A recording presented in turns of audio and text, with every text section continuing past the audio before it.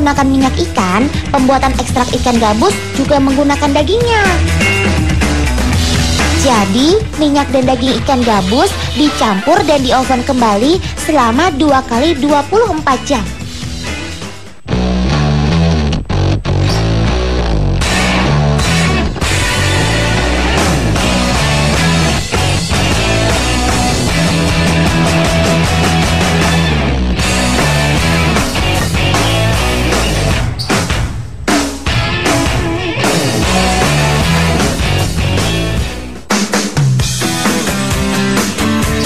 Setelah 2 hari di dalam oven, daging dan minyak ikan gabus menjadi kering.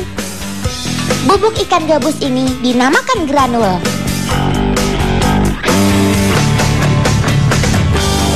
Granul-granul yang sudah dihaluskan kemudian siap untuk dikemas.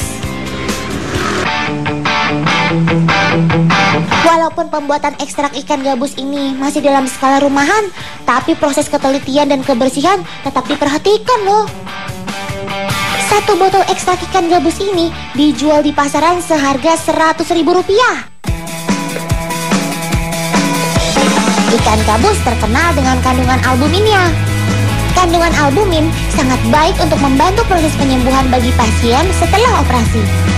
Dalam 100 gram ikan gabus terkandung 6,25 gram. Albumin berguna dalam regenerasi sel-sel mati. Bagi anak-anak masa pertumbuhan, albumin juga dibutuhkan dalam proses pengembangan sel otak dan antibodi. Jika tubuh kita kekurangan albumin, maka kita mudah sekali terserang virus dan penyakit. Albumin juga berguna mengobati penyakit hepatitis. Penting sekali ya kandungan gizi si ikan gabus ini. Kalau gitu, Otan mau nyari si ikan gabus. Teman-teman mau ikut?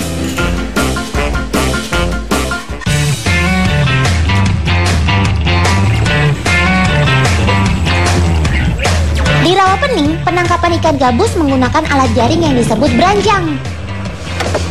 Beranjang adalah sejenis jaring-jaring apung yang digunakan untuk menangkap ikan. Penggunaannya cukup sederhana kok. Dengan bantuan katrol, jaring ditenggelamkan ke dalam air. Setelah itu, nelayan akan menunggu selama sekitar 20 hingga 30 menit. Selama proses menunggu, ikan-ikan termasuk ikan gabus akan berenang dan terkumpul di atas jaring. Jika dirasa sudah ada ikannya, jaring kemudian diangkat perlahan. Kita lihat, kira-kira dapat nggak ya ikan gabusnya? Wih, mantap! Dapat tuh ikan gabusnya. Di wilayah Jawa, ikan gabus sering disebut ikan kutub. Di beberapa daerah, ikan gabus disebut juga ikan haruan, kocolan, bayong. Tapi kalau di negerinya Ratu Elizabeth, ikan gabus disebut juga snakehead. Disebut demikian karena bentuk kepalanya menyerupai kepala ular. Wilayah penyebaran si predator ini di perairan Afrika dan juga Asia. Ikan gabus terkenal sebagai predator tingkat atas, alias mereka nggak ada pemangsanya. Jadi si gabus ini bisa dibilang sebagai salah satu rajanya di Rawapening dong. Nah, kalau tadi kita sudah kenalan dengan ikan gabus, nih Otan mau kenalin dengan krustasea penghuni asli Rawapening. Tapi sebelumnya kita ikut Paman mencari mereka ya. Otan ikutan ya.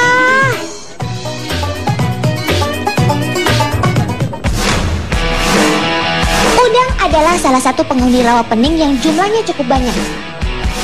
Untuk menangkap udang, salah satu cara yang dilakukan dengan menggunakan icir. Icir adalah sejenis bubu. Kalau zaman dulu, icir terbuat dari bambu.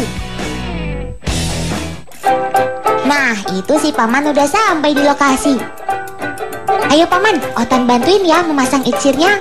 Sebelum dipasang, icir diberi umpan berupa dedak yang sudah dibakar. Selain itu, icir juga diberi potongan batang daun eceng gondok yang berfungsi sebagai pelampung dan penanda. Icir icir-icir yang sudah diberi umpan kemudian dipasang dan ditinggalkan 1 malam. Aroma dedak bakar mengundang para krustasea-krustasea kecil untuk masuk ke dalam botol. Tanpa sadar mereka sudah terjebak dengan aromanya. Udang-udang yang sudah masuk dalam icir biasanya susah untuk keluar lagi.